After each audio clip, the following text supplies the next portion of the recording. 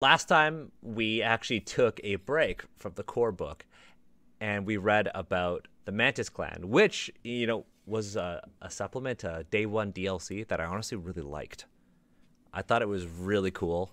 It was like thematically, I thought it was really neat. There was a lot going on there. It felt relatively cohesive.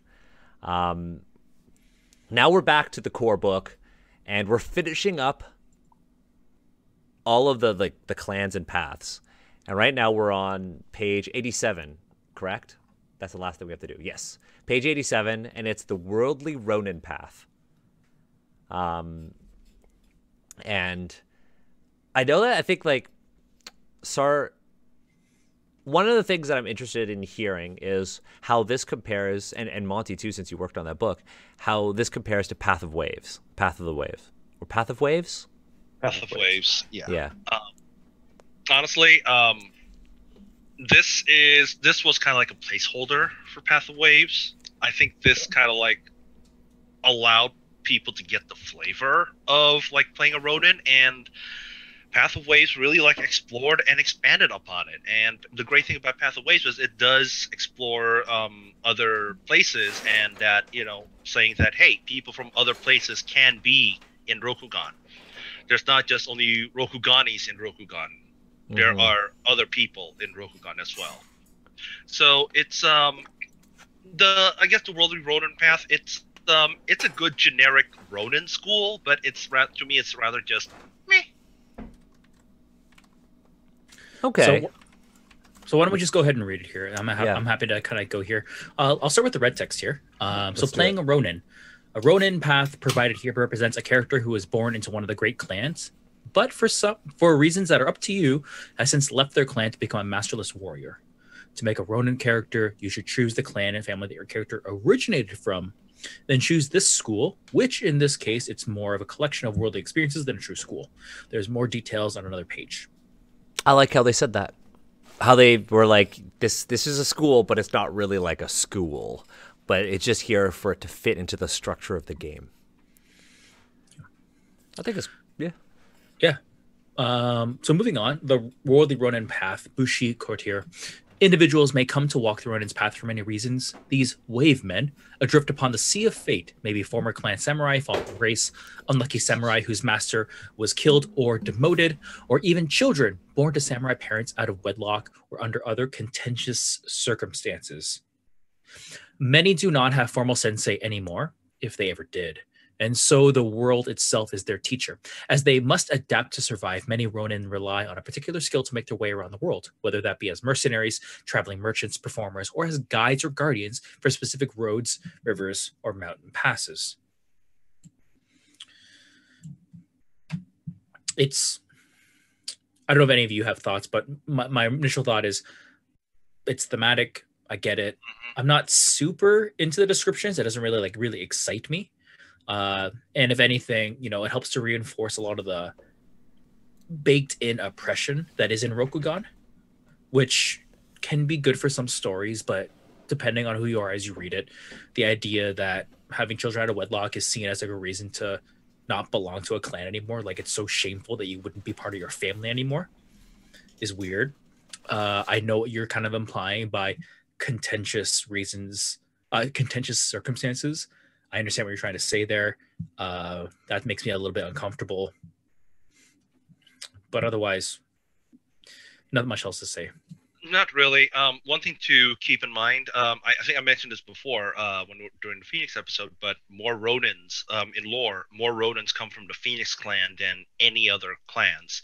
And that's because of the Phoenix belief in pacifism, that some people who are trained as Bushi, they kind of buck against that because like you're training us to fight, but you're saying we can't fight. So what's the deal? So they brush against that, they strain against that, and eventually it forms that they break from it. It's also I think the Ronin kind of. Oh, sorry. Go ahead, Monty.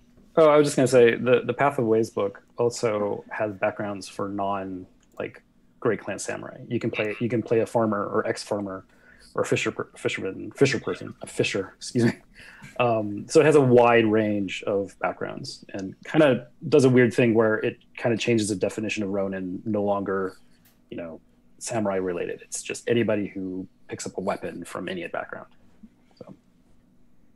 Yeah, I was just going to say that the Ronin kind of archetype is so ingrained in popular culture, with everything from old Akira Kurosawa movies to, anime to like Usagi Yojimbo comic books. Like that sort of thing is so deep into, Japanese fiction and international fiction these days. This does an okay job of communicating that archetype. Not spectacular, because it is kind of an archetype that is a trope in many ways now, but it's okay. Sorry, I missed so much of that. No, it's all good. I think we're ready to move on from here. Yeah. Let's do it. So, oh, go ahead, Steve. Nope, go for it. No, were you going to talk about the questions? Yes, but I think you're going to take us on a journey here. No. Take us on the journey. Be our guide, Steve. Absolutely. So we've already covered most of these questions here, but we haven't really gone into depth here. So the way the book is kind of laid out is that it does all 20 questions, and many of the questions are like refer to this page for a table of ways that this can kind of manifest mechanically. So as an example, let's see, moving on to, we talked about Giri, I think, Giri and Ninjo. We talked about this through the sections. So moving forward, I think the first table they actually need you to kind of pick from is your samurai heritage. And I forget which question that relies to. And this is, I've already read this. Yeah, that was that long table, right? Yeah, I literally read this before the stream, and I'm already confused about where I thought I was going to take this. So I apologize. We were just gonna. Well, maybe that says something about the book. I don't know. I was just trying to back you up, Steve. I'll say it. The book is not exactly laid out the best, but I really haven't. I don't know like a major published rule book that is actually 100% user friendly. Don't get me started on Pathfinder. Yep. This is an industry thing. Like, it really is. Yeah, we're constantly trying to figure out like how to lay out a book that's reader friendly, and I think everyone has a different opinion about it. Yeah. So do you guys think character creation first or like world stuff first? I think that's a deeper question, and it really depends on the nature of how the world fits into the game. Right. Or like a simple a lot of times in these books, the actual how to play, what is a skill check, is way in the back. And you go through this huge character creation section, and a lot of times there's like magic and all this other stuff, items, equipment, finally how to play the game. What do you guys think about that? I think it should, at least how I would, want to read through a book. I want to know, okay, what is this game and who am I playing? Next, how do I make who I'm playing? Now, when you're actually making your character, there are a couple things that you have to learn. You have to know, like, obviously the fundamentals of character creation, all the steps that you have to walk through. But then also, you need to be able to make decisions, like as to like where you're going to put numbers or whatnot, based on how your character might play. So while you are actually making your character, you're going to need to know how to actually use and interact with some of the mechanics of the game. So like the skills, the spells, and all that. Right. I honestly think the world should just come at the very end. There's a game, and we've talked about this before, called Coriolis. It's a game that I would love to, it's not for me to read through because it's supposed to be a Arabian Nights in space. And there are like a lot of problematic aspects of it.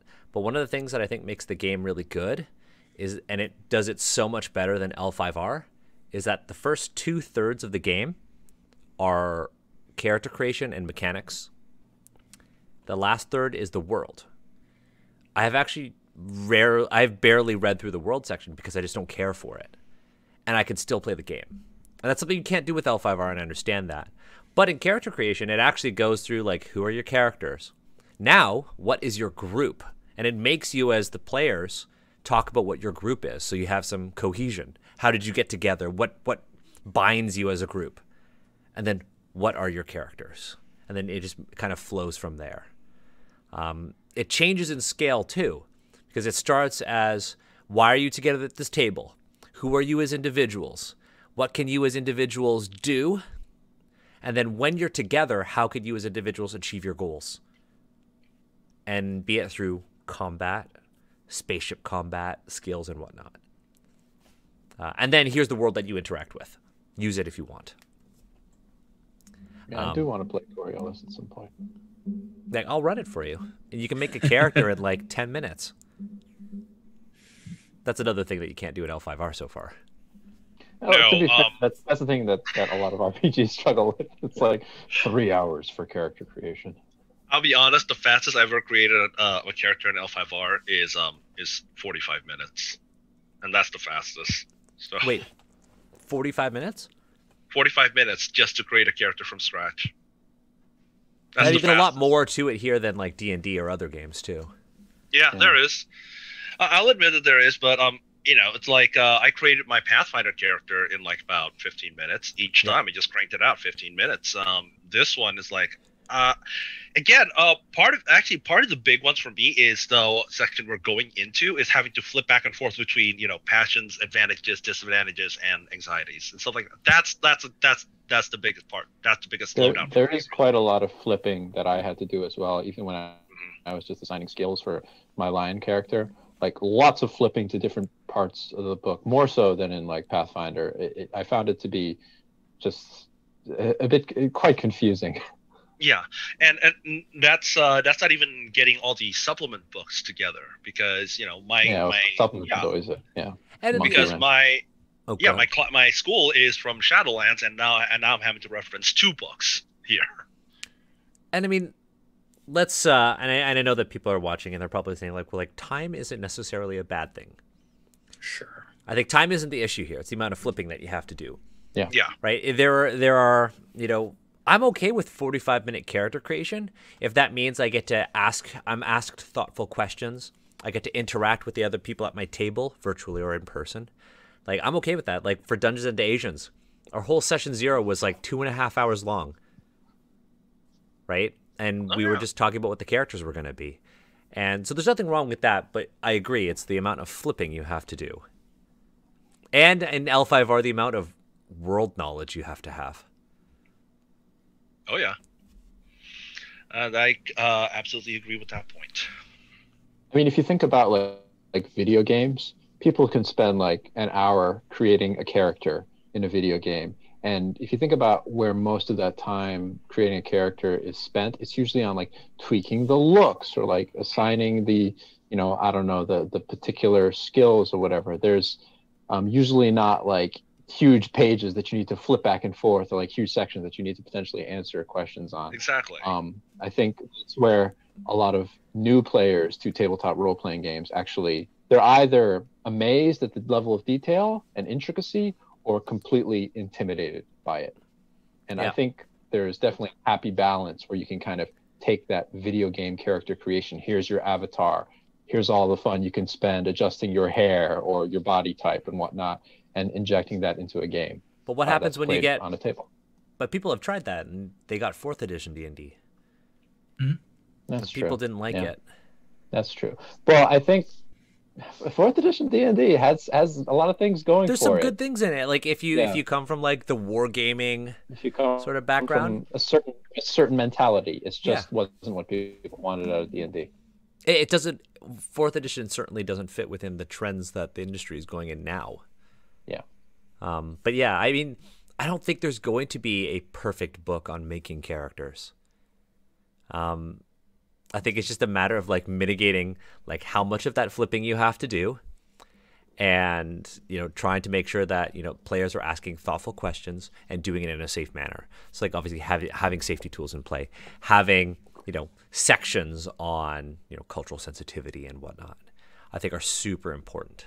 I think if anything more important than the amount of flipping you have to do, as long as those things arrive in the player's eyes before the rest of it, I think it's cool. I also kind of wanted to say, running games at conventions, it really teaches you really quickly, how to speed up character creation, and also how to teach the game, but also how to trickle in the world.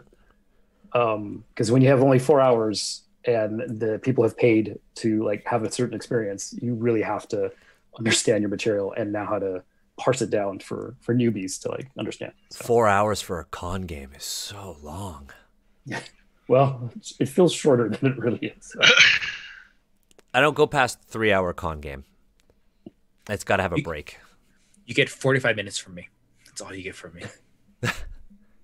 So Steve, what if they don't offer that? Do you sign up for like a 2 hour and you just kind of chill? I float between a lot of tables at cons. They just let you walk. Are totally fine. Open just door. like you like open door, just like like, hey, I'm not part of your group. I'm not going to disrupt. I just want to listen for like a little bit, and then I'm going to leave in like 45 minutes. Yeah, Steve, you social butterfly. Speaking of, maybe we should probably figure out where we're going to go next, because we know we've covered the 20 questions, we've covered the schools, the paths, the clans. The next big section in the book is the experience points, and that's all really mechanic. Yeah, that really is just all mechanics. There's a little blue thing here on the side on page 97. Not all samurai agree with the requirements laid down by their sensei. There's one thing. How is XP awarded in the game? I'm reading it right now. It says, as a general guideline, GM should award at least 1 XP per hour of play. Yeah, that's generally it. Okay. I go by that. If it was like a really big battle, it was like a really contentious scene or really grueling scene, then I as a GM would probably give a little bit more. But normally 1 XP for 1 hour.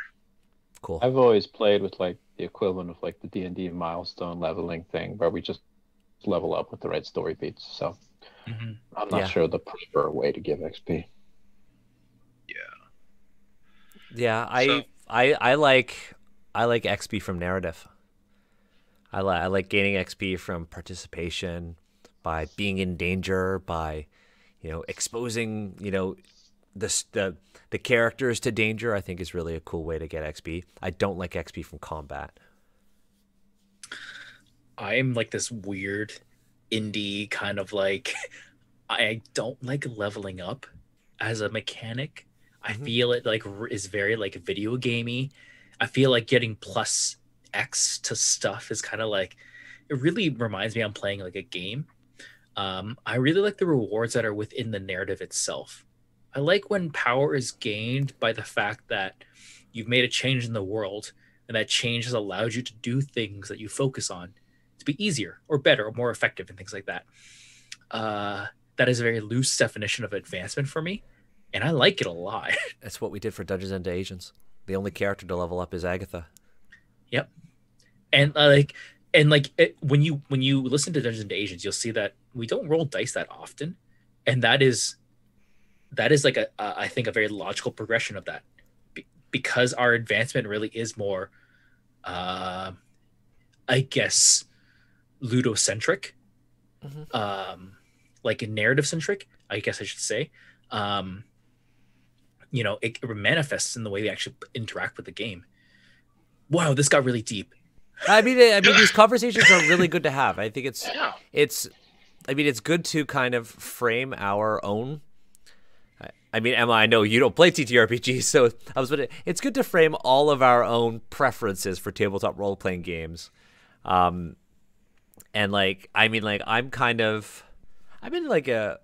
would honestly love, and I think this is a really good point for us to kind of say it, like, what kind of game do you like? Right? Because this is our 15th episode of this series, and we haven't really talked about what kind of game we like.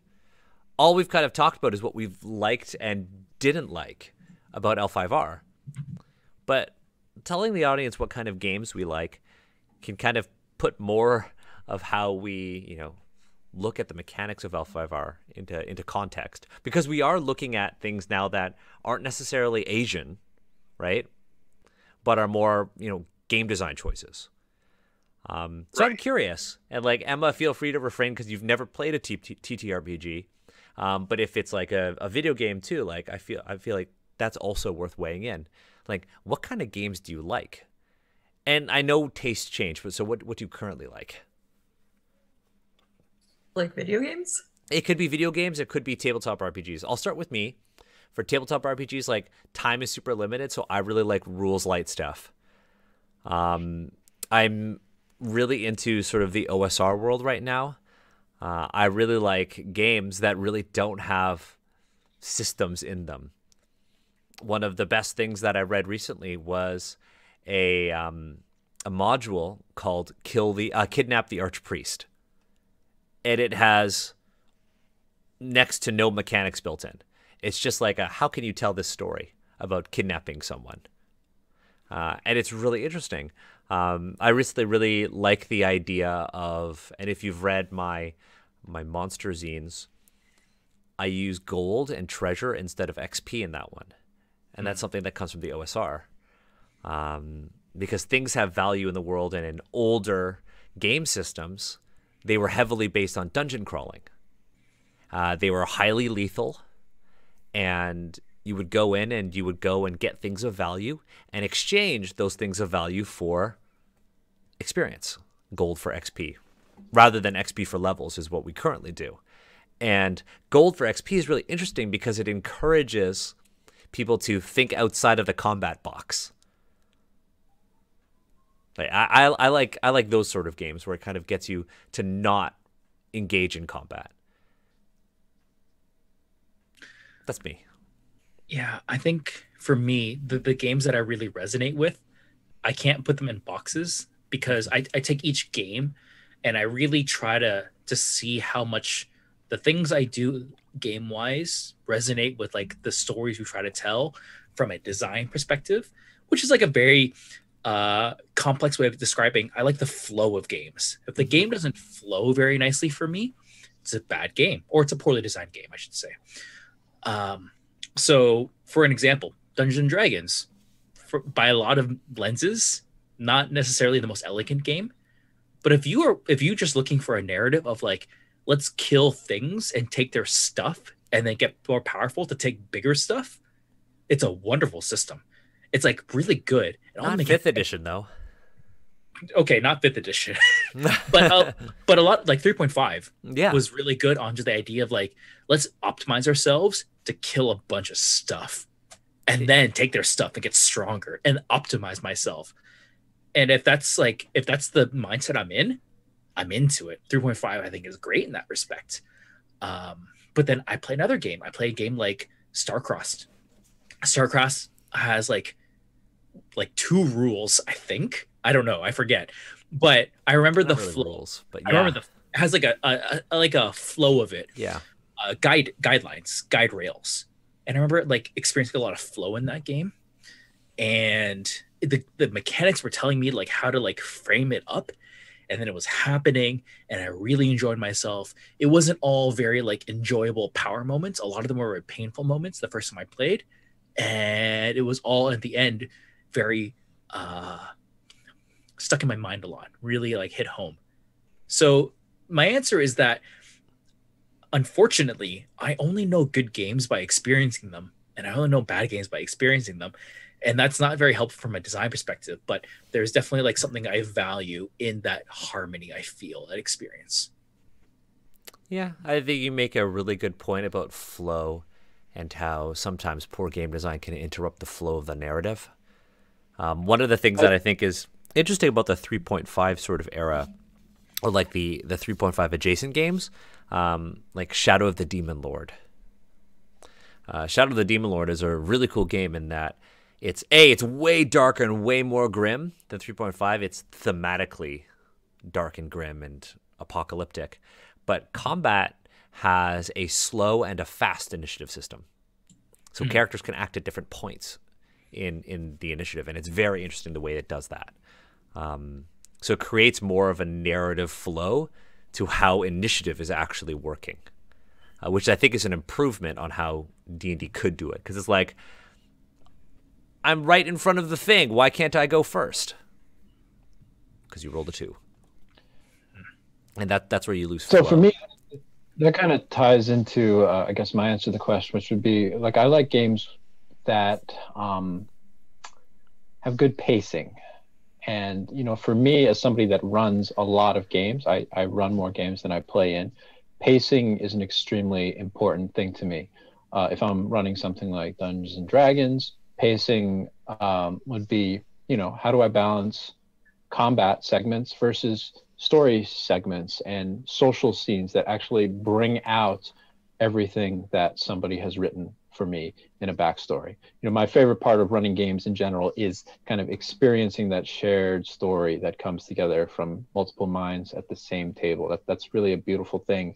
And then seeing the narrative evolve based on what people have injected into it, based on what their character is also a beautiful thing. But I think pacing is really important, making sure that every person gets their fill of, experiencing the game and experiencing these mechanics, not letting it get bogged down in kind of the minute details that can sometimes bring a game to a slog, and also not necessarily just, leaving everything to scenes that are just, mindless dice rolls over and over and over again, which I played some games that are like that. So I think pacing is like a thing that a lot of folks struggle with, and it's something that I think is one of the most important things. I really look for, when I'm looking to a game and I'm looking for something that if I want to get an opinion of a game, I really want to see, especially in a fantasy game, how they handle travel. Oh, there's a good, because that vibes off of what Jeremy says, and it's the idea that like D&D's pacing is so bad because it's like 3 hours for a combat and 5 minutes to go from city to city. A good hack of D&D travel would be Adventures in Middle-earth, which is based off of the One Ring role-playing game, which is specifically like, it's a Tolkien system. So if you don't like Middle-earth, you won't, then can't help you there. But it does travel very well, because Lord of the Rings as a book is 90% of it is the party trying to get somewhere. And so there are more rules in travel. There's a whole journey stage. Instead of just stressing combat and social scenes, they have this long journey stage where you actually talk about what every member of the party is doing on the journey. What obstacles are you facing? Are you in charge of the horses? Are you in charge of cooking? Are you in charge of guiding the party through, the wilderness? And a narrative blossoms from your individual point of view as you carry out your journey. Which is something that is far superior to, the standard 5th edition Dungeons and Dragons rules, and the rules for travel in a lot of games, honestly. Yeah, there's one that I really like, and I mean, there's a lot of bad to say about the game and a lot of bad to say about one of the co-creators of the game, but Dungeon World does travel really well. Yeah, Dungeon World. There's a move called Undertake a Perilous Journey, and you actually have to have the party narratively decides who's like your scout, your like trailblazer, who's your quartermaster, and making sure that you're maintaining your supplies. Then you all roll, and the results of your rolls impact what happens along your journey mechanically. Like, were you really bad with your supplies? Did you miss a potential ambush? Things like that. I like that. Now, there was a thing we were doing in early Dungeons and Asians, and we stopped doing it because, COVID. But we had a bowl, and we had little things pulled in it, and some cool moments from the game, from the story came out of that. But anyways, we should keep moving. That was a little sidetrack. I do want to hear Monty, Sar, and Emma though before we move on. Like, what kind of games do you like? Well, right now for video games, low stress, super casual, and I've never done well with games with a lot of rules just because I don't like to keep track. I also don't like being told what to do, so I don't like learning the rules. So if someone's like, come play this complicated game, my response is, F you, no. I don't have time or energy for that. And also, you can't make me. So I don't know. It's not to say that I won't, but like, I think I have to be in a particular mood to take on something more challenging, more stressful, because most of life is challenging and stressful enough. That, you need a good group and good guidance to communicating this challenge to. Yeah. Like for me, games. Okay, so I'm total total story. Like my favorite Final Fantasy is Final Fantasy VI, just because that's like the best story of all Final Fantasy games. Train suplex. Yeah, seriously, train suplex. Come on. But no, like this, that's one reason why I'm drawn to like games like Legend of the Five Rings, Vampire the Masquerade, because it's it's a huge world with a huge story, and I love that part of games. Like, let me be a part of a really cool story. Yeah. Yeah. How about you, Monty? Yeah, I've been thinking. It's a really tough question.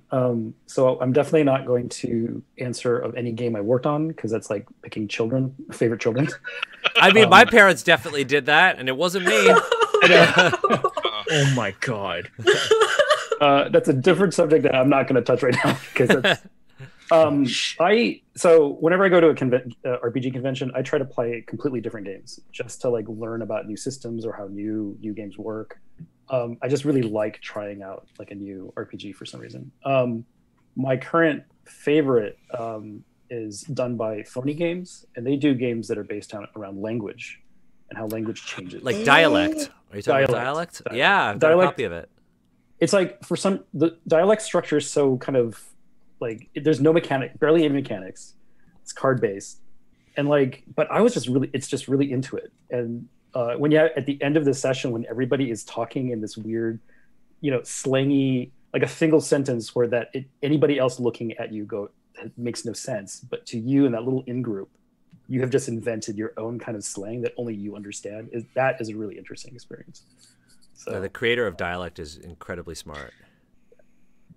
I played in the game they've been developing, Xenolanguage, which is like based after the Arrival like movie concept. And that was an incredible experience. So Man, Monty, when you play board games, like not RPGs, but like board games, do you like try to figure out how you can role play it more? And I ask this because that's 100% what I do. Me too. I try. I often try. Sometimes I'm the only person at the table doing that, but I do try. I try to put like a narrative or role play into every game I do. If it's not a role playing game, like any board game that I have, even when we play League of Legends, the people on the server who like I play League of Legends like with know that like I try to role play hard. Steve, you've seen it. I don't role play board games, but I do try to try something weird just to see what happens. Like I don't play to win anymore because I'm just not smart enough. Maybe when I was younger, when my brain was sharper, but now I just play to just see what happens with a game mechanic and if it causes some weird effect. I feel you. This reminds me of when I play Magic the Gathering, and I'm like, I'm gonna create my own OC Planeswalker. Hello, I'm Captain Chad Dashington, and I just concentrate on pirates. And all we do is we just pirate a lot. And then I lose because you can't just make a deck about pirates and put as many pirates in as you can, or maybe you can win and it's great. Everyone has a lot of fun. We'll see if Chad Dashington had a dastardly planeswalker, rival who also made a deck of just bandits, or then it would work if you had two ridiculous decks against each other. You just need a Magic the Gathering partner to play like that. Question to Sar: do people role play while playing the Legend of the Five Rings LCG?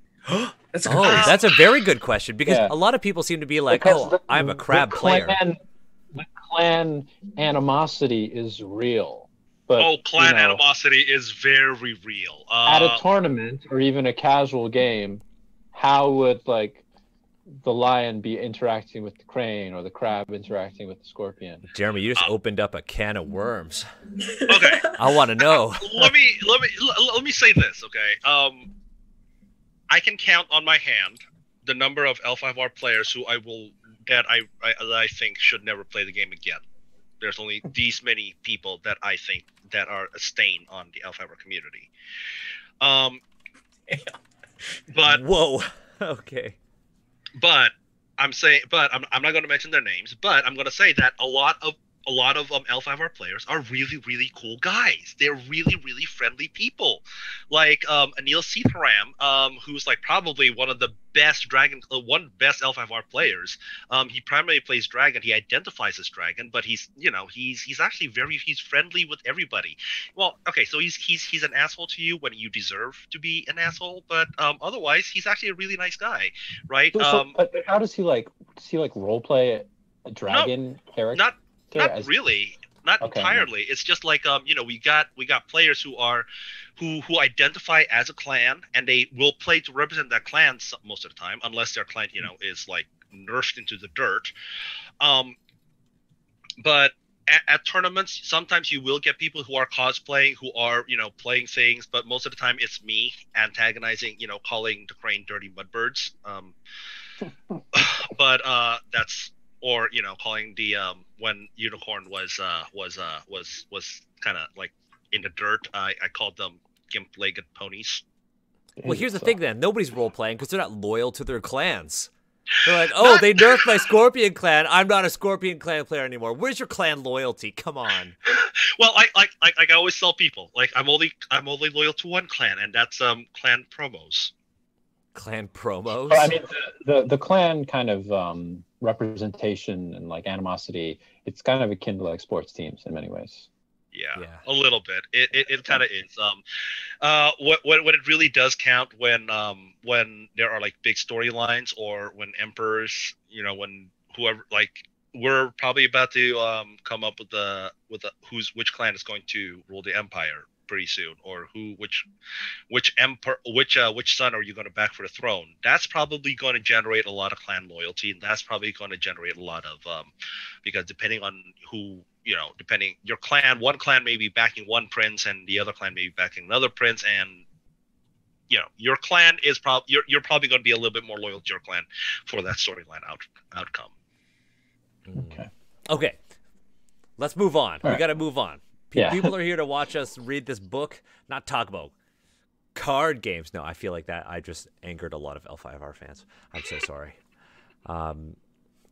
So we, in our chat, we said we should read the blue text on page 97, right? And then we should go to page 99. Skip out on some of this XP stuff. We got on this tangent from the whole XP thing, and I totally, that is my fault. Sorry, you said the curriculums and divergences in Rokugan is a section we should read? Uh-huh. Not all samurai agree with the requirements laid down by their sensei, which is why some leave to develop their own schools. Samurai are, of course, permitted to pursue other studies as they see fit. But in the school's eyes, these extracurricular pursuits are extraneous and do not count towards advancement. It's like taking electives. Wow. By contrast, samurai might focus solely on their school's curriculum and advance through the school ranks more quickly. But in doing so, they will not have time to pursue their own interests and studies. Most samurai take a balanced approach, following the paths of their school and supplementing their studies with their own hobbies and interests. Huh. What's your take on it, Daniel? What's your knee-jerk reaction? You know what, my knee-jerk reaction is almost like, I don't know if I like my knee-jerk reaction, because I can see here that they're trying to say, like, samurai try to live enriched lives by, like, not just focusing on school. But the first bit is, like, just talking about, like, Asian kids in cram schools. Mm-hmm. Mm-hmm. I'm like, but I mean, the last bit is good, right? Most samurai take a balanced approach. And I get there are going to be people who put their nose down and just, work. But I don't get why this has to be here. I honestly don't get why this has to be here like this.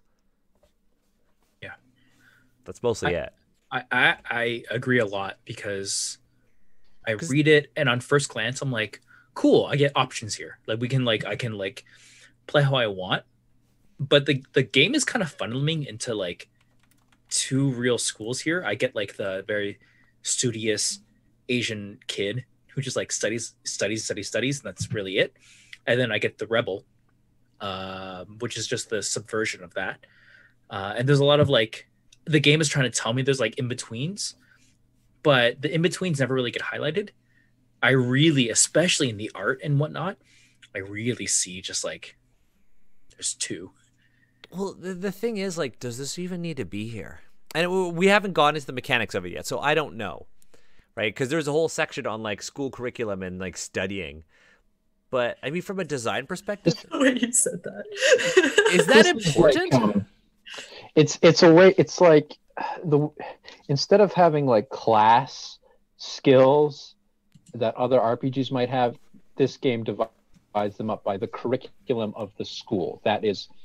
like the lion school, the crane school, blah blah blah. That's where these skills are coming in. So it's like if you want to invest in another school's curriculum, it's harder to do. So it's like a thematic thing that I guess they try to inject into the game to make it unique, and it kind of does. But yeah, it probably does evoke a lot of bad memories for most Asian people. You spend the XP to basically be like, this is how I study. Yeah. Yeah. More of I'm spending XP to determine what I'm studying, or what I'm going to get better at or good at. Yeah. I mean, that's just leveling up, I guess. It's like, do I want to? It's just leveling up, and I think the word curriculum is probably a difficult word for us to look at in the context of just a game. Yeah. Yeah. I'm way too deep in the university system to look at this and be like, it's a game. It's a game. This. Masters of Samurai. Also, curriculums is not the correct word. Curricula. Yeah. Curricula. But from there, I think we'll like circle the square if we go to the next page with this green text of real world experience versus school secrets. And I think that helps to kind of like flesh out maybe something that the designers are going for here. So real world experience versus school secrets. A little bit of practical experience can be as potent as years of training. Characters in any campaign should be allowed to spend their experience on skills and ranks during play as they desire, as one can learn through practice no matter their circumstances. In the fiction of the setting, a character is usually taught school secrets like techniques by an instructor in their school or another individual who knows technique. Advancing the next school rank might be a more involved process, requiring the character to undertake tests or visit specific locations and meet with particular instructors of their tradition. In practice, many campaigns are not conducive to having characters return to their dojo as frequently as they would spend experience or increase their school rank. As a result, the game's default assumption is that characters can learn techniques in school ranks wherever they go, presumably receiving foundational methods to practice on their travels or scrolls containing deeper mysteries for them to decipher during their journeys. A character might need to return to their school to formally verify their newly elevated rank within their school from a thematic standpoint, but they can use its mechanic benefits as soon as they earn it. As a GM, and there's more stuff here which I'm not going to read, but generally some more guidance of like allowing this narrative to happen. I mean, like, I like how they said, like, you don't have to go back to your school to actually do this, because that would suck. And I'd be like, I'm not playing L5R. That sounds like a weird save point kind of thing. Like, go and switch your loadout and come back. So, having like kind of like gone through a little bit here, something I really wish the book had put in, which I know is not scalable necessarily or sustainable, but every rank, every school, I would love some guidance as to how that education actually happens. And the reason I say that is because if you look at Asian wuxia movies, like if you watch like 36 Chambers or like Gordon Liu movies or like things like that, there's always that progression of like going to school. Like you go to school and you learn. And a lot of the movie is based around the fact that the lessons you are being taught, Karate Kid is a good example. The lessons you learn are weird and like you don't get them right away, but you have to trust that people who have gone through this process are like guiding you in a way that will ultimately beneficial to you, which has other implications. Like there's other problematic parts of that. But the book neither guides you here nor there. And I was kind of surprised by that. I thought there would be like more of that. It's a weird problem because you're trying to systematize learning, right, in a unique way for this. Like D&D's are like, oh, you hit this arbitrary thing, you now can cast these spells, or like you deal more damage now, or oh hey, you got this feat, you are 1 point stronger. I personally like the way that Call of Cthulhu does it, where at the end of a Call of Cthulhu session, you look at all the skills that you succeeded at in game, and you make rolls for those. And then basically, if you fail that roll by rolling higher than whatever your skill is, your skill actually will go up a little bit. It's meant to be like you learn through failure. You learn through having utilized these things. Delta Green has that too. It's whenever you try to use a skill and you fail, you have to mark it. At the beginning of the next session, that skill increases by 1. I mean, it can go. So that at least makes sense, because it's like, okay, you've learn been from using failure. You've been learning from failure. Yeah. It's a far cry from here, where my character is out in the field, solving problems as an Emerald Magistrate, and then she gains enough XP to suddenly like buy this new skill from her curriculum tree. That's very video gamey. Well, it's like oh, I'm Naruto and I've just stolen the sacred scroll of my hidden leaf village, and now I know the clone jutsu. Yeah, or it's like, in D&D when, a wizard suddenly, I now have access to 9th level magic because I have gotten stronger over the course of a few game sessions. Or it's like, let's just go like kill a whole bunch of goblins and we'll eventually we'll level up, even though these things are, super, super weak. Well, that's why I don't do XP by combat. Yeah, I don't like XP by combat. I hate it. Always milestone leveling. So this reminds me a lot of the conversations we had with Jess when they were talking to us in Oriental Adventures about martial arts and things like that. Because the idea of getting stronger physically,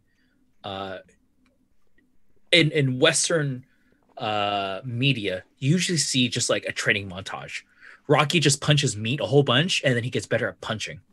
And that's cool. That's like a thing, and like that can be true. Mm-hmm. But when you look at something like a wuxia film, like Gordon Liu in 36 Chambers, because I fucking love that movie. Every task he was given physically improved his body. He had to be stronger to do it. But there was always like a moral or ethical or even like spiritual lesson hidden within it. And I know that's not always the case, and it's very difficult to design something like that. But when I see 36 Chambers and I think about the ways that my parents raised me and the lessons they tried to impart on me, there was always a sense of just like, there's more than just like brain and body. Like, you're not just a brain in a body. You're also a body that owns a brain, which is a very Western way of seeing it. My parents probably have another way of describing it, but that is how I always internalized it. And that is just like my experience as who I am. I think there's a challenge with that, though. And it's something that I actually recently had a conversation with a buddy about. And that's all really great. But the problem is you have to have you have to do that for every single person at the table. Sure. And you have to balance that all out. It's the same way that like Mission Impossible could never be a really good TTRPG because you can't have 5 Tom Cruises. Somebody's got to be, Simon Pegg. Mm-hmm, mm-hmm. Right? And, while like having these really insightful journeys where you're learning and you're going on your own path and you're meeting different masters and you're studying and there's this montage, you're punching meat in the freezer, you're running up the stairs, you raise your hands when you get to the top. Adrian, it's great. But how do you take that and give that to every single person? And it's on the game. It's oftentimes it's put on the GM to do it, and games don't systematize that or don't provide you with guidance on how to do that. And I think that's kind of where we're struggling here. There are things that we like that we have. We lost Star. Oh, no. No. It's okay. It's okay. Producer Daniel, I'll pick up here while you kind of adjust this here. Okay. But I actually have an answer to this. I feel like the book actually scratched the surface on this. And as you listen to my voice, I've scrolled back to actually to question 4. And question 4 is, how does your character stand out within their school? And it goes back to the 5 rings. And I like this because if you look at each ring, there's many like descriptions of like how that ring can manifest. For example, it's back. Daniel, just fix it. If you look at something like fire ring, if your character was known for like their fire ring, there's 3 options: creativity, passion, and drive. Well, not only are those characteristics of people, those are things that a mentor can also just impart on you or value or push you towards. Right? The lessons themselves, that's a lot of work to like play that. But as a GM, and this is deep like game design stuff, as a GM, you don't have to make it right on the spot. You can actually pull what your players think it might look like. You don't have to take on this huge burden like Dungeons and Dragons kind of wants you to. It can absolutely be, hey, Emma, you go back to your school and your mentor has decided that you just lack creativity. So they're going to push you towards being more creative. How might they do that? And you might not have the answer right here and then, But between you, me, and the 2, 3, 4 other people at the table, we might come up with something very, very compelling, and we just might really, really enjoy that story that unfolds. So there's something here that can be used. Sorry, go ahead. Or I think that was that Jeremy. I think that was Jeremy. Yeah, I'm just gonna say that I think D&D, just to use the standard example, they try to do something like this with the bonds, flaws, and ideals thing in 5th edition, which is far too often hand waved in a lot of games that I have been in. But because Legend of the Five Rings has the rings baked into not only the game design, the character creation process, and I mean even the title of the game, you do have a deeper kind of appreciation for what does the air ring represent and how does my character, who often rolls using air, grow via these values. And so that is a strength that this game does possess, and an intricacy that does make it stand out from a lot of other more standard role-playing games. Yeah, and I think L5R certainly gets a lot of kudos for trying. They stumble a fair amount, but they try. And there are things here that are really nice and different. Like the 20 questions thing, I think we all agreed that that's a fantastic idea, right? What I'm going to propose to the group is, when we're talking about experience and we're talking about how you get better, because this isn't an Asian thing we're talking about here, this real world experience versus school secrets. We're not talking about the Asian themes of this. We're talking about our game design philosophies, right? And I think the question should be, when you level up or when you advance or when you learn, should this just be a guided conversation, or does this have to be structured around some sort of game mechanic or numbers? And I don't expect anybody to have an answer. Or is there like a middle ground, the Call of Cthulhu, Mouse Guard, Delta Green, where you learn from failure on the go, but you don't hold levels? Because I think another problem here is that holding levels also can cause problems, because you're like, how do you then differentiate school secrets and real world experience? If I am a level 6 adventurer, what does that mean? I stab you in the gut, you're dead. Like it doesn't mean anything, right? But I am particularly skilled at using this bow. That is more meaningful than saying I am a level 6 fighter, right? And there are a lot of RPGs, and I think some of the best level up experiences or the best character progressions that we've had in the game have been in games where you don't gain levels. For instance, shout out to our sponsor Quest. In Quest, you don't have a level. Your HP maximum never increases. It stays at 10 the entire game, but you learn new skills. And that makes more sense to me in my head. Because how am I getting hardier? I've just killed these goblins, and all of a sudden I can just take more punishment? It doesn't make sense to me. But I've learned from that time when I tried to parry that attack and it just didn't work. Or I learned that, well, maybe backflipping off of a tree trunk and trying to shoot 3 arrows just doesn't work, right? You learn from failure, but learning from failure doesn't necessarily make other aspects of your character get better, like health or anything like that. And I think that's another thing that we haven't brought up. Right. I would love to see a system where actually, your skill. I know this is done a lot in video games. I would love to see a TTRPG system where the more you use a skill, the better that skill gets. Like the more I use a fire spell, the better that fire spell becomes. Yeah. Kind of deal. Is that in something, Steve? You look like you're going to say something. Is that? It was deployed the worst way possible. So if you're looking for how not to do it, you want to go check out Quest 64. Oh, Elder Scrolls also did this too. 64. Quest 64. Quest 64. I have not played Quest 64, but I do own the Primus strategy guide. Oh, Quest 64! Which I bought as a kid because I thought Quest 64 looked awesome. I remember and I wanted this. to play it. I completely understand. I wanted to really love it, but it's not a great game. Emma, you'll really resonate with this. So picture Breath of the Wild. Yeah. But your HP only goes up if you get hit a lot. The more you get hit, Which, the higher which your Final Fantasy endurance 2 skill goes did, up. actually. Yeah. Yeah, not great.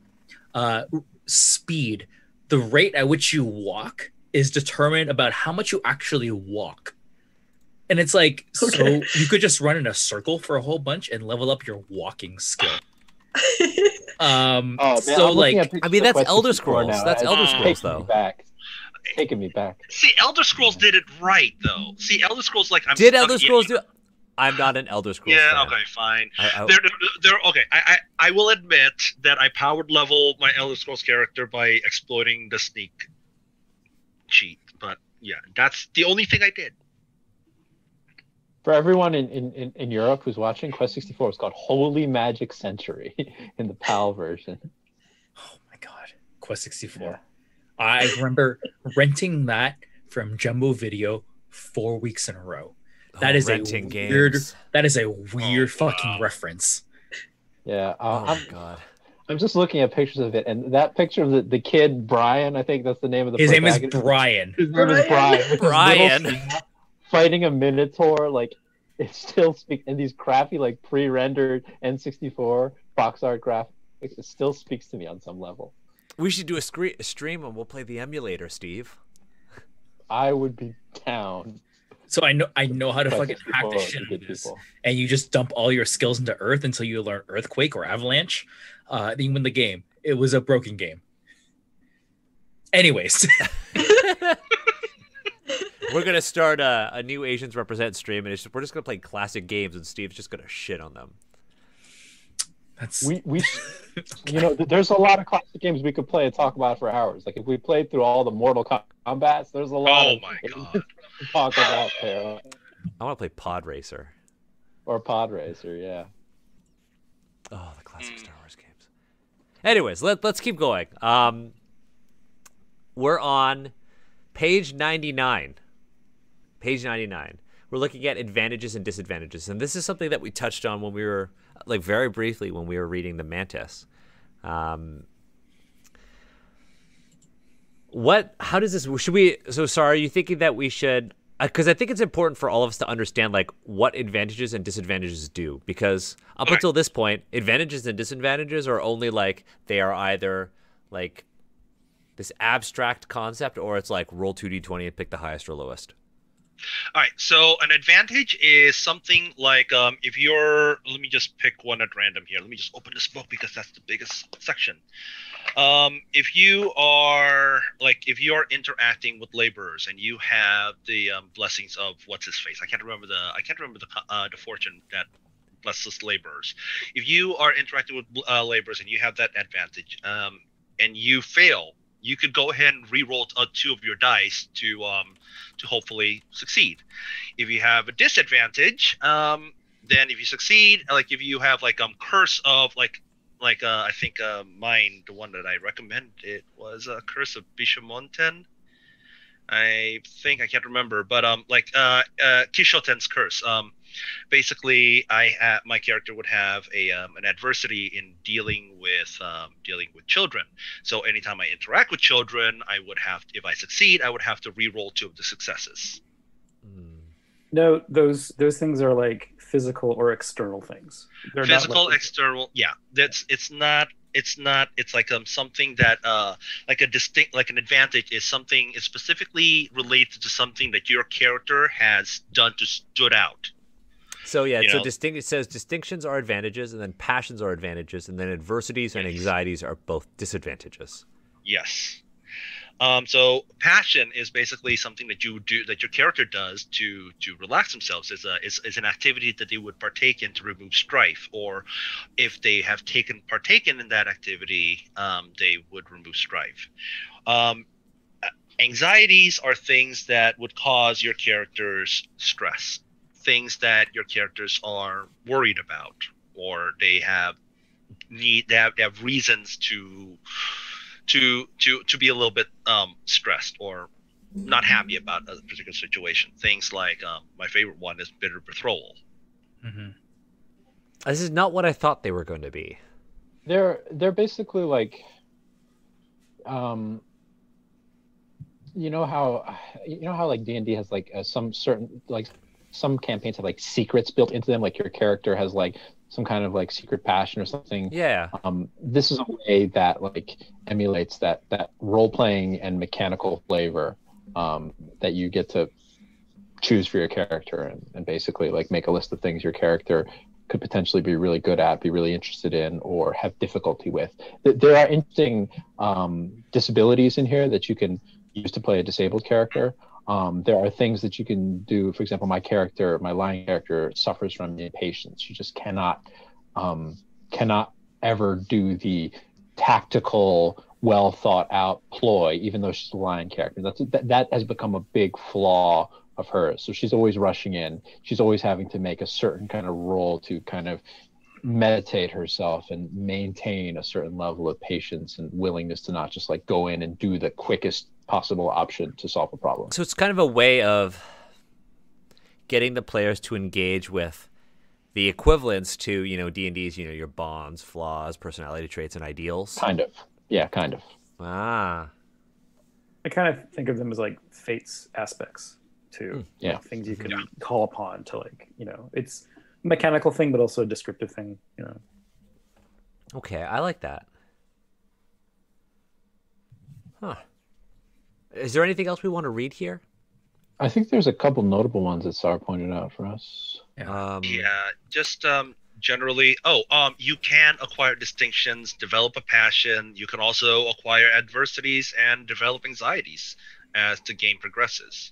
I think you Cool. can overcome your disadvantages too, right? You can, and there are ways Turning of acquiring... advantages and disadvantage, inverting Exactly. your advantage and leveraging your disadvantage. That's cool. I like that. Like, and Delta agreed. I'm on my third character. This has kind of been like a Twitter thing of mine. My characters just keep dying, but that game is like designed to be punishing. And my character hit its breaking point and then developed a mental disorder, and now my character's afraid of loud noises. And I made my character a firearms character, but there's no way for me to turn that around. Yeah. So I'm just always in danger. But I like that you could leverage your disadvantages.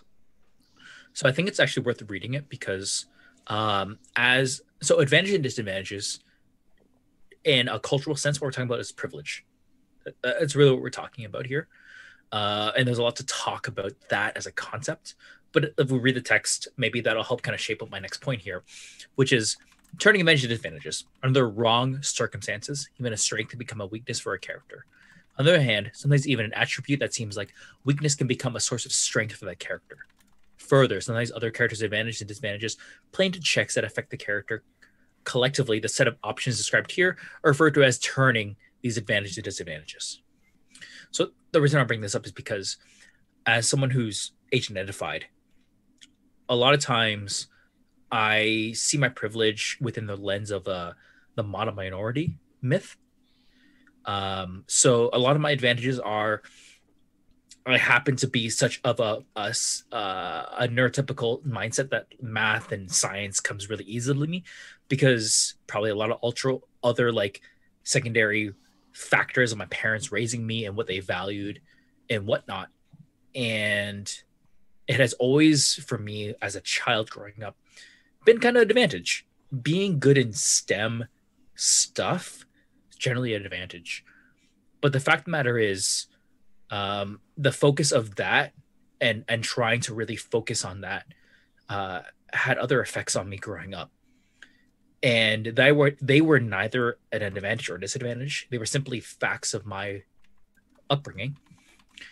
And I really like how this section here, I don't think they go enough detail for what it's worth, but I like this section of being the fact that the privileges that you take advantage of are always at the expense or harm of other people.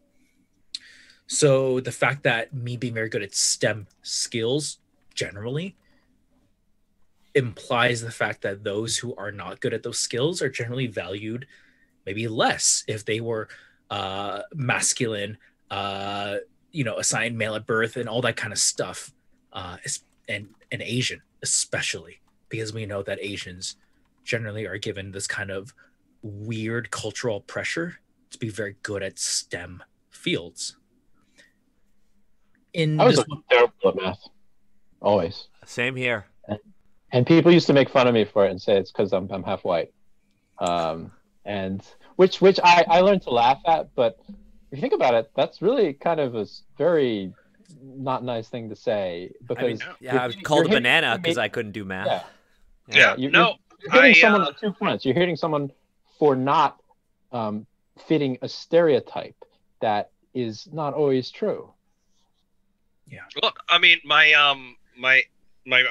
mom says that I did not get that Asian gene, and she calls my PhD a fake. Calls me a fake doctor. Oh yeah. What do you have your I get PhD in, that by the way? I don't think that ever came up. Oh, my PhD is in art history. Oh, that's awesome. What did you specialize in? East Asian art. too. Nice. Nice. Like what particular like region, period? East Asian art, usually generally around the I would say late Ming onto modern day. Oh, that's dope. Solid, yeah. Well, I'm an archaeologist. I can't comment on Well, when I was doing valued PhDs. when I was working on my PhD, my parents would just say, "Oh, Daniel, a PhD. Oh, that's just poophead Daniel." Wow. That was like our like the family joke for a while. Yeah. Technically, my parents are more educated than I am. My dad has a PhD in chemistry, and my mom has an equivalent of a master's in literature. So, I mean, I went into journalism, and that my mom still does. Well, she will never really accept it. So there you go. My parents are super chill. So my sister's an artist and I'm an archaeologist. And my mom said when I was a teenager, as long as I didn't become a politician, I could become whatever I want. Mm. Oh, And see, she I said never she was got joking, that. but she wasn't joking.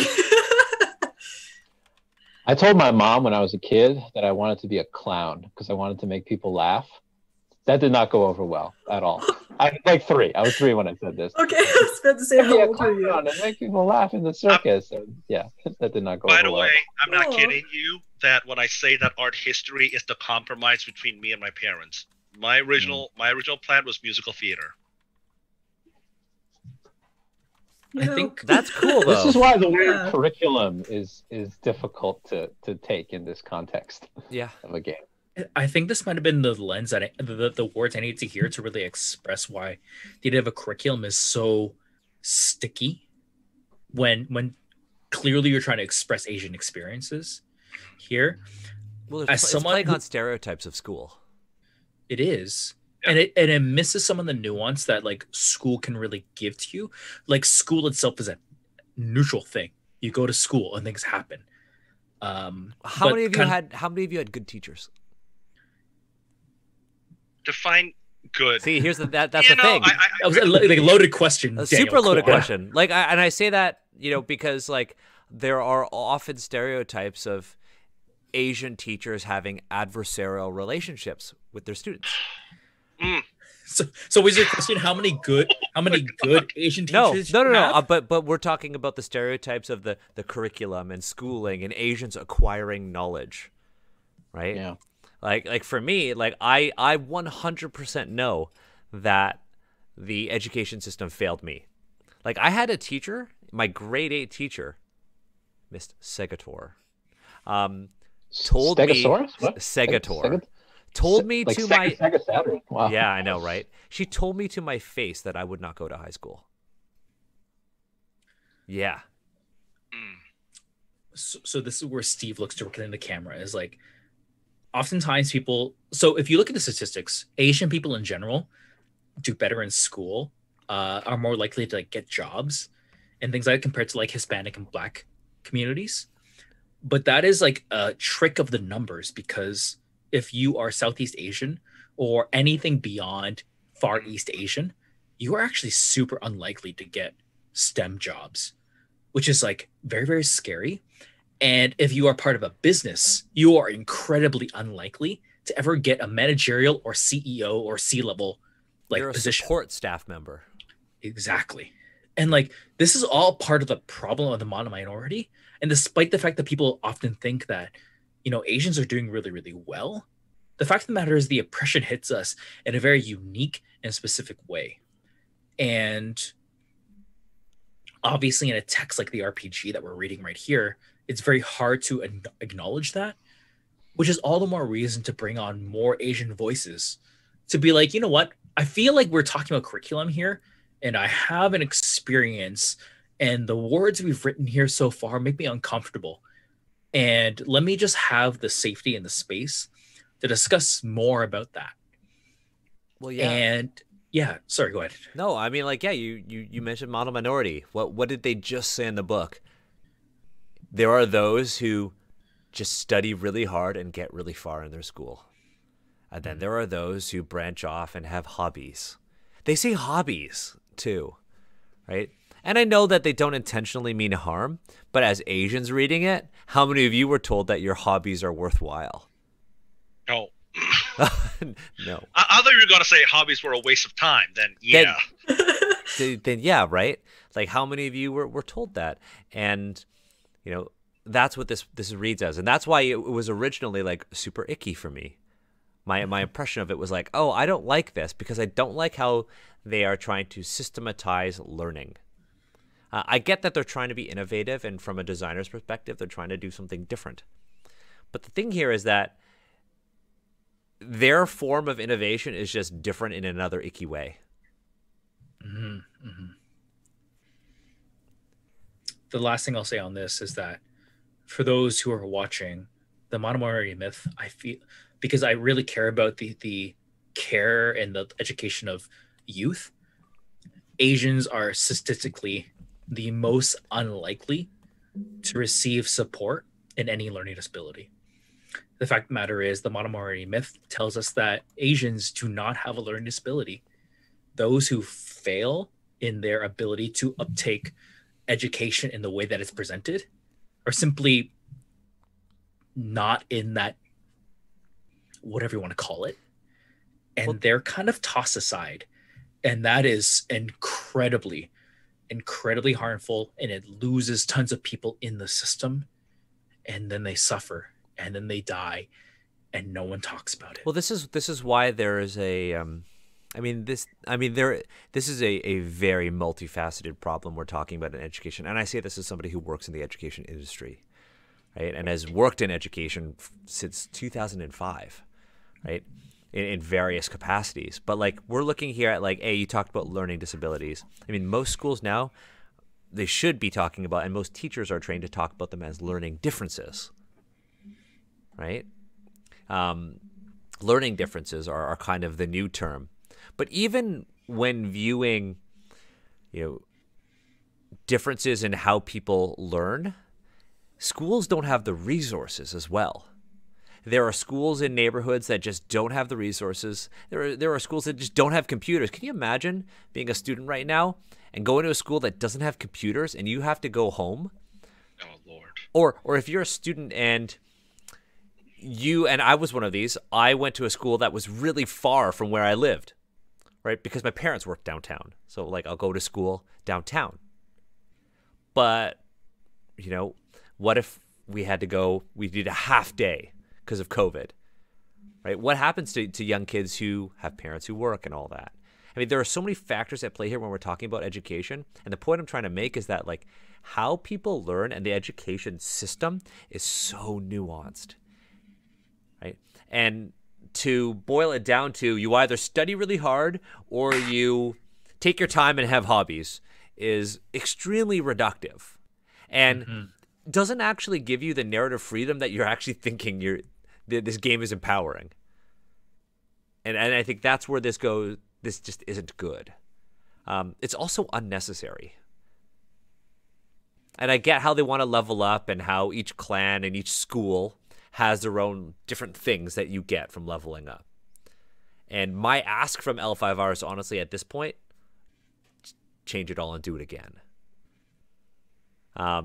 Because there are a lot of things wrong, and a lot of the things that are wrong with L5R are very much rooted in, like, the lore and how the lore interacts with the narrative, and how the lore interacts with the structure of the game and the game design. And it's so difficult, because of that, it's so difficult to change one thing, right? And, we're just a couple people who have this suggestion.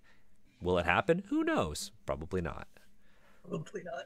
I can tell you that schools have been in L5R at least since fourth. I would imagine, since fourth edition.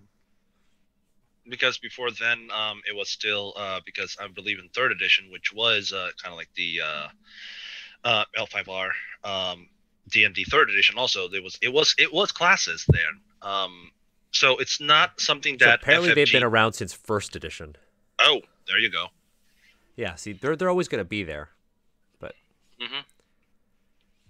who knows? Do we want to go on and read some of these specific advantages and disadvantages? I know Sar outlined a few for us. Yeah, Sar, what were the yeah. ones that we should read? Page 104, Ibisu's Blessing. Okay. Yes, page 104, Ibisu's Blessing. Has somebody volunteered to read this one? I'll take it. Ryuchi, a poor blacksmith, entered the championship with a sword of his own making and a patchwork set of mismatched armor. The day before he was to begin the tournament, his armor was stolen by a thief, perhaps at the behest of another competitor. Crestfallen, Ryuchi prepared to return home. However, on the day of the tournament, he awoke to a brand new suit of armor made by the fellow laborers to whom he had always shown kindness. Clad in his new armor, Ryuchi won the tournament that year and was made a samurai in the service of the Kaiyu family. Types: physical, spiritual. Effects: the following applies. Laborers recognize you as a kindred spirit, and characters with status 30 or lower are innately trusting of you unless you gave them a reason not to be. When performing a check for which the blessing of this fortune is useful, such as commerce, labor, you may reroll up to 2 dice. So before I comment, I'd like to pause because this is an advantage you have, right? Like as you make your character, you just have Ibisu's Blessing if you so choose. Yeah. Yeah. What the fuck does that mean? Like, does that mean like I share Ibisu's name?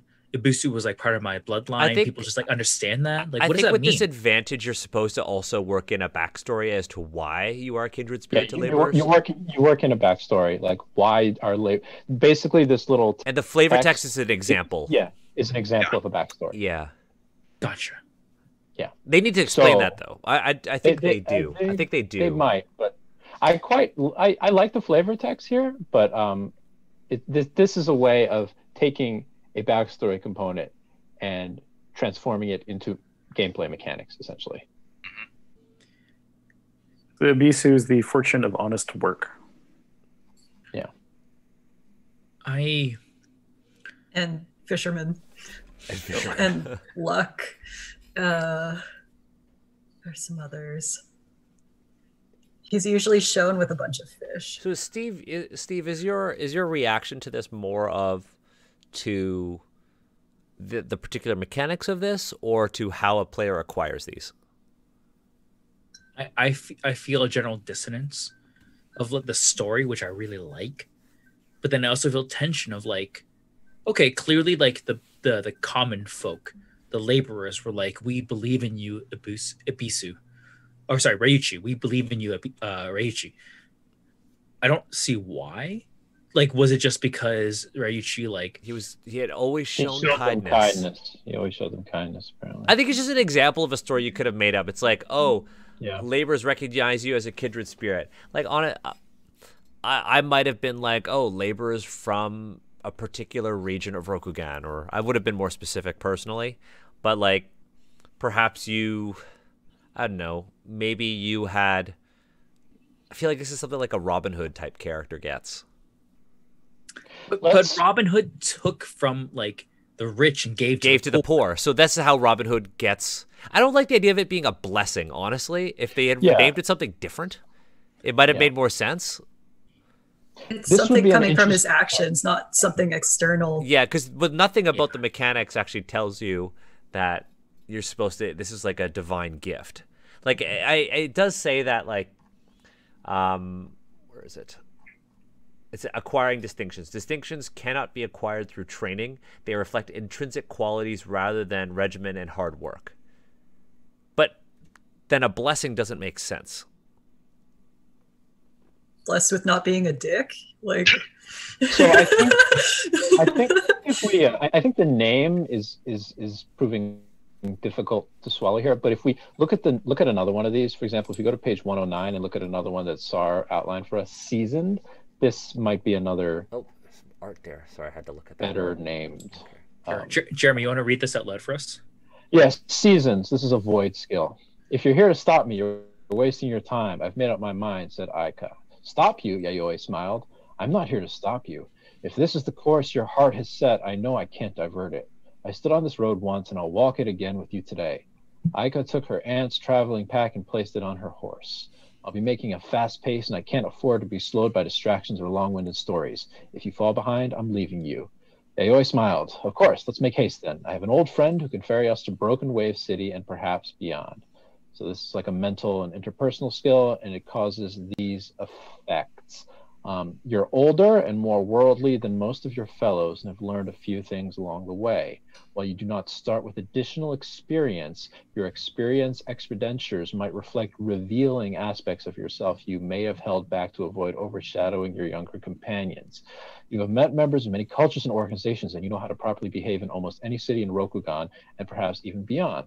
You also know many other older people, and the number and variety of your acquaintances often surprises your younger companions. When performing a check for which your hard-earned wisdom is an advantage, such as a courtesy void check to impart wisdom to an impetuous comrade, or a theology void check to intuit whether a spirit will appreciate your offering, you may re-roll up to 2 dice. I like this one less. Look, I think the first. Go for it. I think the flavor text is. Yeah, the flavor text is weird here. It's weird and it feels out of place, but also the first ability, they like that doesn't need to be built into something that you get. Like seasoned, it's not like seasoned. Like you could have picked a better word, but also you know things about the world. You know older people. Can only older people know older people? Like, can't I just say oh yeah, my character I spent a lot of time with my grandparents and their friends. Therefore, I know a lot of older people. Why is this? So, in the cosplay community, there's a lot of disparity in ages.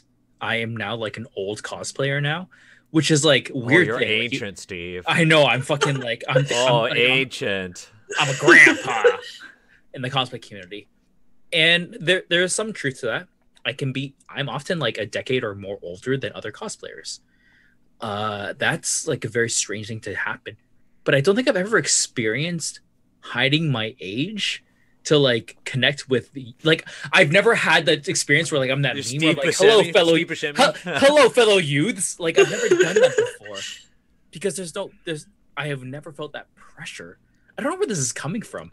This is completely outside my experience. I would never do this. It's while you do not start with additional experience, your experience expenditures might reflect revealing aspects of yourself. It's oh, Steve, look at the stitching on your Scorpion Clan mask. You must be an older cosplayer. No, what? Okay. So, but that's the thing, right? What is a revealing aspect about yourself that says that you are seasoned? What about talent? What about hard work? Sorry, go ahead. Okay, so let me go ahead and try it this way. At my day job, I'm an art appraiser. When I'm working on a big project, and I'm working with other appraisers, I don't tell them that, oh, I've worked on this, and this, and this. I just go in there and I do appraisals, and if they're stumped on something like that, then I will go ahead and give them a hand or impart my knowledge. But it's not I'm going into that environment in a team where it's okay, everyone around me we're all on the same level. No one is above anybody else. So I'm not going to, just because I'm older and a little bit more experienced and may know what I'm talking about a little bit more, I'm not going to lord it over anyone else. That's kind of my thing on season. Yeah. I think within the context of the game, actual campaigns where you have many different samurai from many different clans, often acting as emerald magistrates or whatever, to do a mission, and there's always this weird period where you usually don't know each other. You're usually not an adventuring party or like how you might be in other games, that's where I think they're trying to target this potential to like maybe role play an older, more experienced character. But they're setting it aside as a very, and framing it as like a powerful advantage. And this is something you could have role played and not had as like a structured thing here. I mean, Sar picked things that he knew would like tear us apart. Yeah. Do we want to? The next one's on the next page. Sixth Sense Void. Okay. Yeah. I can read this one. Okay. It is said that the Kuni witch hunters of the Crab Clan. It is said that the Kuni witch hunters of the Crab Clan, tasked with hunting down Maho, Sukai, and other servants of the Shadowlands that operate within the Empire, have the ability to sense the presence of ghosts, spirits, and other supernatural beings. The witch hunters keep the Empire pure of the taint of the Shadowlands, and they have been granted authority to execute Maho Tsuke and other practitioners of blood magic at their sole discretion, at least within Crablands. Okay, Sixth Sense. Type spiritual. You get the following things. You have an instinctive sense of supernatural beings, and you could feel the presence of spirits and similar entities, even when they have not chosen to reveal themselves. This feeling is ominous in the presence of beings with evil intentions, and neutral when the beings are simply going about their business as usual. When performing a check for which you need to follow your hunches, such as a meditation void check to generate initiative during a duel, or a theology void check to detect a snarl in the invisible threads of the universe, you may re-roll up to 2 dice.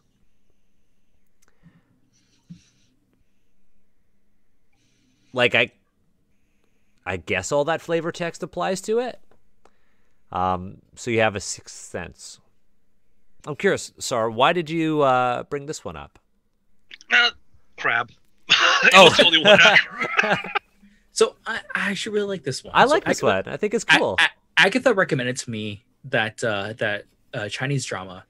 Was it Monster Hunter? Something like that? Monster Hunter or something like that. That was during our failed recording.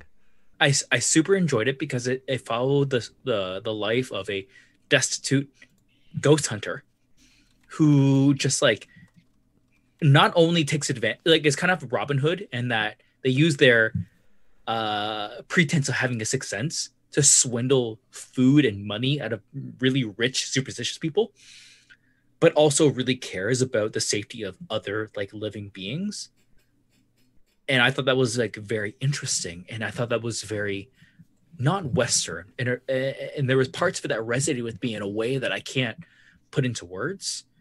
And this text harkens a little bit to that, and in that respect, I think it really was really nice to read. It makes sense, and I would love to, and I love how there's no.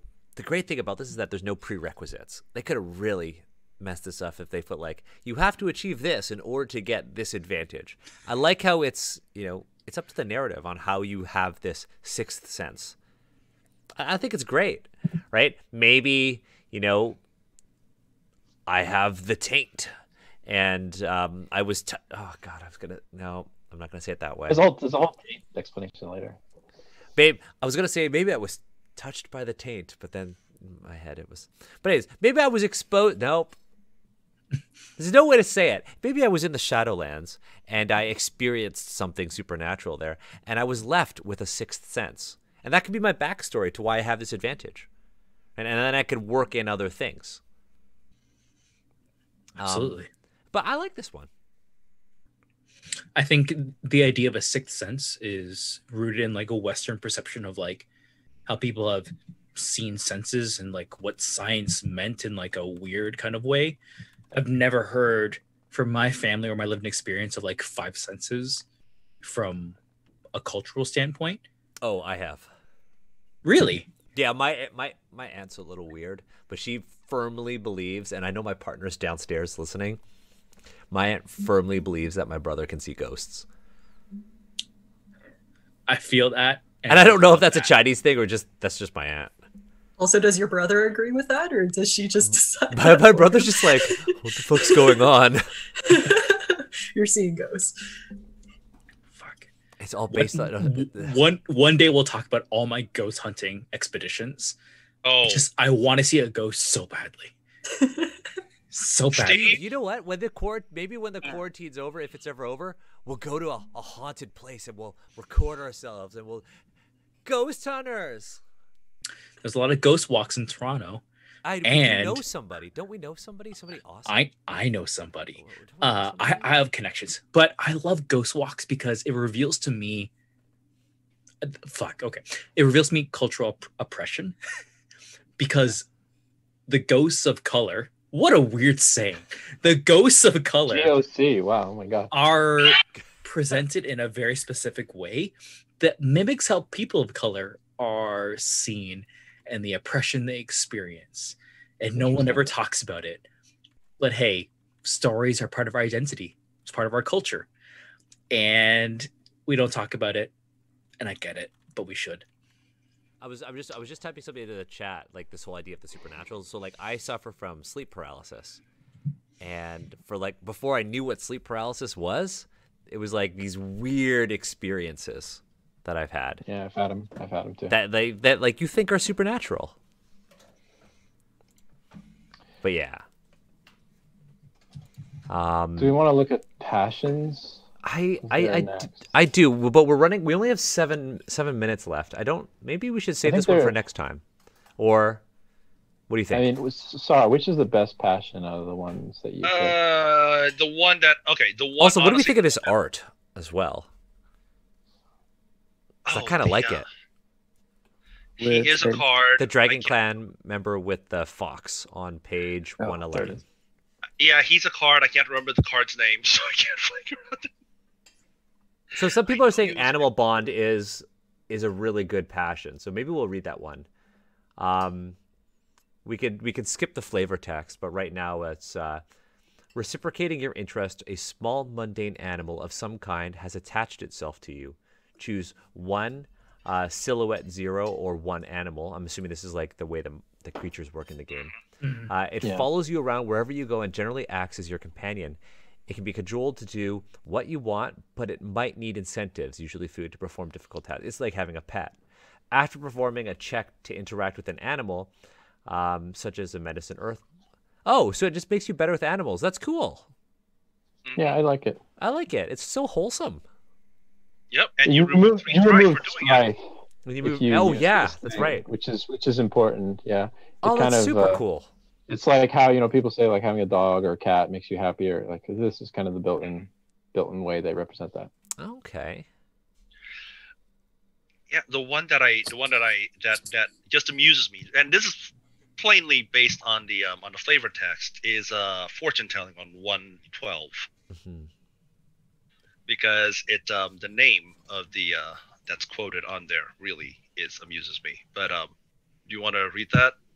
For the second time this month, the constellation of the Flying Carp was obscured by a darkness without apparent source, and the moon appeared to have a golden cast to its light, and with the 7 sisters glowing brightly directly above. This portends misfortune. Any child born under this inauspicious sign will surely come to a sad end. For the diary of Imperial Astrologer Sepun Seimei. Now, I mentioned the name because there is there's an actual historical figure who's also a very famous astrologer, Abe no Seimei, who shares the name. And I just I don't know how I exactly feel about that Abe no Seimei is an actual historical figure, and he's pretty much everywhere in a lot of Japanese anime when it deals with onmyoji or onmyodo. And then they're kind of name. I don't even know this is name drop. I think this is like a straight up name borrow of that. I don't know. So what does this actually give you? Yeah, so it says after performing a check to discern the future, survival, like a survival void check to look for small omens. Or a theology check to perform divination, you remove 3 strife. And you can identify portents and like constellations and oracle bone cracks and stuff like that. Yeah. It's kind of neat. Does Japan have oracle bone Or is that Uh, a Chinese thing? I believe in This is a Chinese Onmyoto thing, there yeah. is. Emma? So it's originally a Chinese thing, but I wouldn't be surprised if it was. in What are Japan those? as well. What are those sticks? Oh. My brain. What are those sticks? See, this is what I think we should call it. I know what you're talking about. Me too. I'll say that it's part of like the Vietnamese way of like doing Buddhism. I don't know what they're called, but also like there is also like reading bones and what have you. Like But scapulomancy. Vietnam is very much like a product of its oppression, so that has other complexities in it. Omikuji? No. I don't know. That said, I mean, fortune telling is a very important part, I feel, in like Asian identity. I feel like everyone has some kind of story. I shouldn't say this. I personally have a lot of stories of like fortune tellers and shaman just like being part of like weird milestones in like life. And I never really connected to it because that's who I am. But it was there, and that's something worth talking about, especially in a game like this. Yeah. We're running out of time. So yeah, Sorry, no, go ahead. Sorry, was that Sar? that was Jeremy. Jeremy, that sorry. was me. I just wanted to ask Sar, because my character hasn't used all these passions, but passions are pretty much for removing strife in game, correct? Generally, they are a mechanic for removing strife. Yes. Okay, so these are basically all ways to reduce the meter that your character has that will eventually cause them to have basically unmask, which is to have kind of a mini nervous breakdown. Right. To compromise themselves. To compromise themselves, basically. Yeah. I mean, there's some cool. So we got like a minute left. I just received a phone call from a buddy of mine who just got married, so I need to call him. Yeah, my old friend of mine. But I think like what's the verdict right now? I know this episode was a little like all over the place, and we're bound to get those when we talk about our experiences, and when we're kind of less focused on the Asian aspects of this and more of this was an episode about game design. It really was. I want to ask, what do we think of L5R up until this point? 112, 113 pages into it. I mean, sorry, I know you're a super fan. I know you love it, and there's nothing wrong with that. And Monty, you've written for it, so maybe you gotta like be like neutral. But like Steve, Emma, Jeremy, like impressions so far. So I'll go first, and I'll say that it's up until the very end where all of the passions or the advantages that happen here, there's only one, and from what I've read, that's about food. And that's a problem, I think. I feel like if you're gonna have this game about and parts about diaspora, and also parts of just the Asian experience, having so little food representation of your advantages, I don't like that. I feel like you missed something here. And specifically, I'm talking about how if you are water, there's an advantage you can have for sake. You can just recognize drink. Like game recognizes game. Dope advantage. That's so cool, and that's such like a good jumping off point to talk about like what does fermentation mean? What does it mean to like to get drunk? What does it mean to like drink it socially? Like there's so much complexity in food identity, and I include alcohol in food identity. And we got one advantage in it. Cool. You could have had more. You could have talked about just like, why was there no advantage in just like understanding fish? Like clearly we're in like a heavily Japanese inspired campaign. Why didn't we talk about fish more? The fermentation of fish, the way fish is caught, the way fish is just like seen as the culture. Missed opportunity. Or I mean, like, why didn't we talk about the Unicorn Clan living for 800 years inland, apparently, and then coming back? What are they eating? What are their sensibilities? What did they bring? Did they bring crops with them? I know Emma and I were probably thinking about that. But like, I mean, there are a lot of missed opportunities here, and I know a lot of RPGs. And Steve, we talked about this on the D&D Twitch channel, how they don't use food to kind of take a look at culture. Yeah. There is a gourmand advantage that I wrote in one of the books. So, See, we got Monty's one doing. instance. See, FFG, keep hiring Monty. Just keep, There is a sake passion. I don't know if He Steve, mentioned, did you say yeah, it? Steve mentioned it. yeah, Oh, which I really yeah. like. There's also a tea Okay. one that Tea. chat kind of helped me Yeah, tea. understand. Tea is very much like one of those like very traditional, almost stereotypical things. Like, you know, if you're gonna have an Asian setting, there should be like a tea representative like advantage. Sake, I thought, was like kind of like breaking out the mold. Look at me more. Talk about fish sauce. God, talk about Fish sauce. Okay, So- you know what? We were gonna do a food stream in the future, so maybe a food stream will be, or a food hangout in our Discord server might be a thing that can happen. Speaking of which, we have one of our amazing mods on Twitch and on the Discord here with us. Drew, if you could share that Discord link. There might be a couple spots left. We are only accepting 50 new people into the Discord server to make sure that everything's safe. For basically every mod we add, we allow for 25 new people to join our server. So Drew, who is Ryzelk, will be sharing that Discord link in a few moments. While we wait, pardon? Oh yeah, I was. Do you want like Emma to share her views on L5R so far? Oh yeah. Sorry, I got completely. Oh, I don't sidetracked. really know if I have it. That's fine. That I haven't said before. I don't know. For some of this stuff, I'm wondering, can you make your own like advantages, disadvantages, and all that, or does it have to be I think you can. like Yes, you mechanics can. within Scroll to it? the end. Yeah, they devote a couple pages talking about how to create one. Okay, So, yeah, I mean- because it seems like there's so much possibility, but then all of the flexibility disappears once you start delving in further or dealing with people who have strong opinions or past experience with it. So it's that weird kind of like, this looks like potential, but also learning that there are Welcome to limitations. TTRPGs. Yeah. Yeah.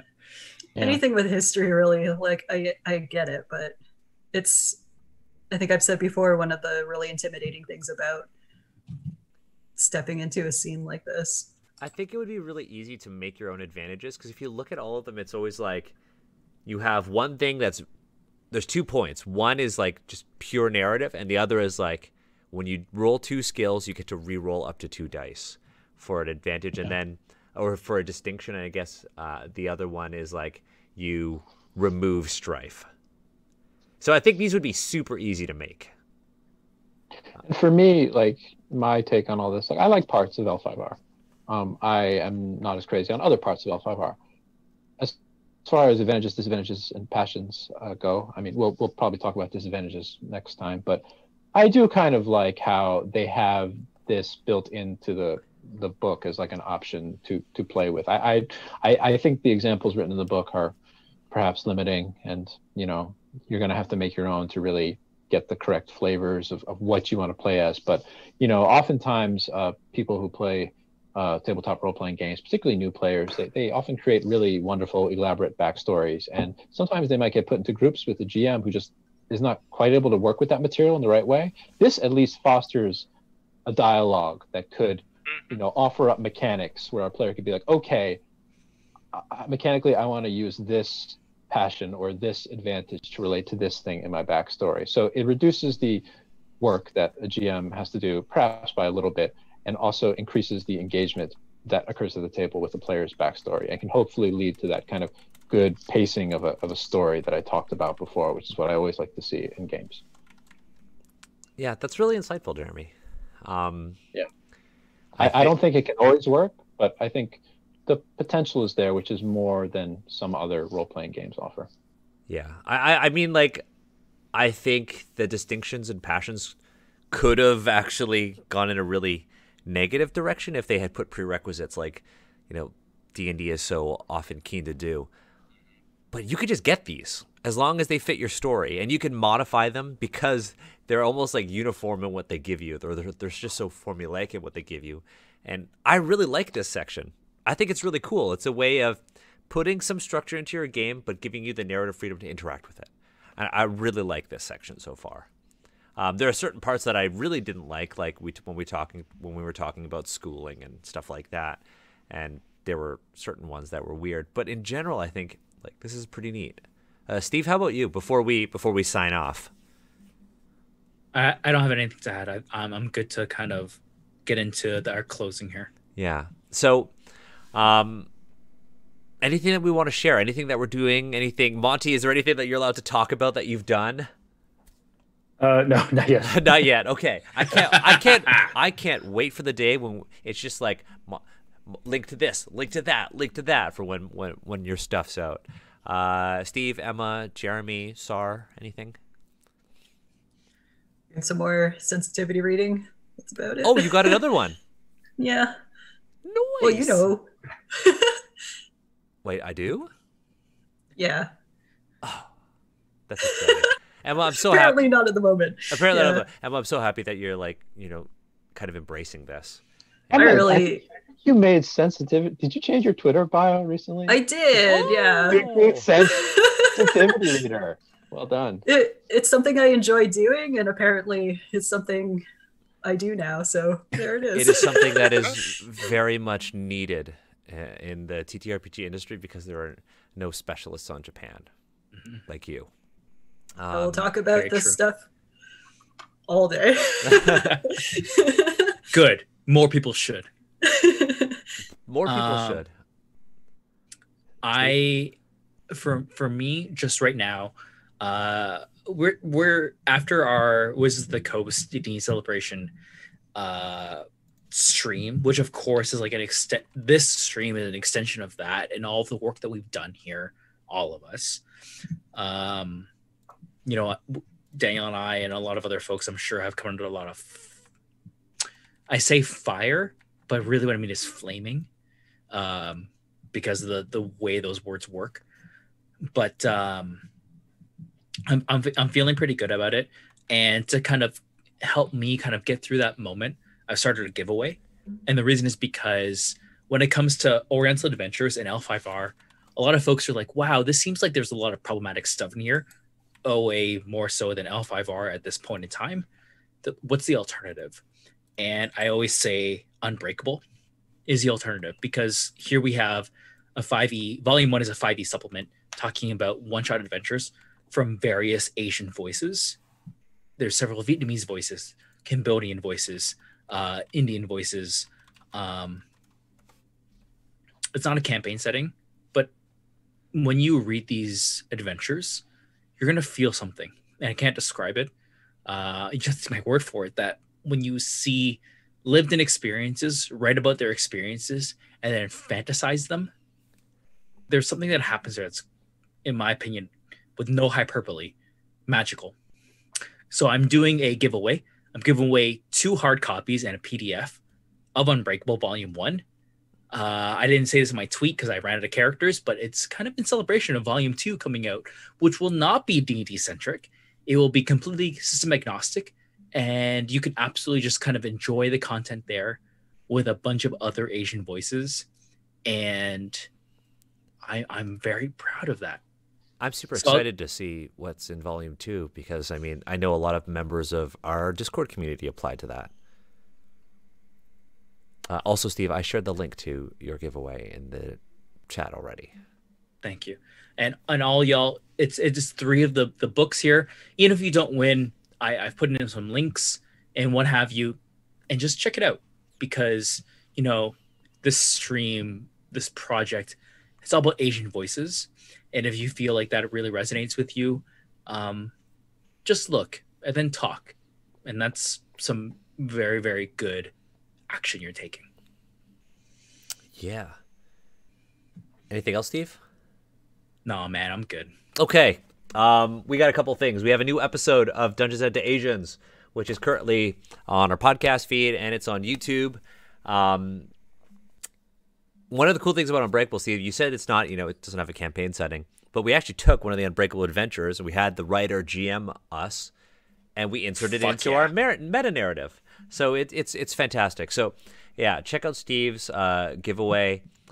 We put Dungeons and Agents episode 9 is on our podcasting platform. That's iTunes, Spotify, Google Podcasts, and then of course on YouTube. We passed 1,000 subscribers on YouTube, which is pretty cool. And you know, it's been such a wild ride. I'm still kind of on that like recovery from D&D Live. I mean, I did a lot of the back end stuff as well in the coordination, so I'm just like relaxing and chilling. Another thing is tomorrow, Emma and I are streaming again tomorrow at noon Eastern, episode 2 of us reading Karatur. The first episode we got a page and two art. We got 2 art assets and 1 page and like a paragraph worth of text. And the cover. Yeah, it was rough. So yeah, we're going to be reading that tomorrow on stream. That audio is going to be going to our podcasting feed because so many of you actually requested that we do that. So that was our newest series. So I was like, okay, we're going to take this one, put that on the podcasting feed. Video will also go on YouTube. So you could always check that out live or after the fact. I don't have anything new. I am working on like a sword thing on my Patreon right now. This one's been a little slower than the monster project, simply because I have to do so much research for this one. But yeah, I am in 2021 partnering with another Asian tabletop RPG game design company, another like small independent company, and we're actually going to put out a small campaign setting. So if you want to, you know, stay in the loop on that, you can support me on Patreon.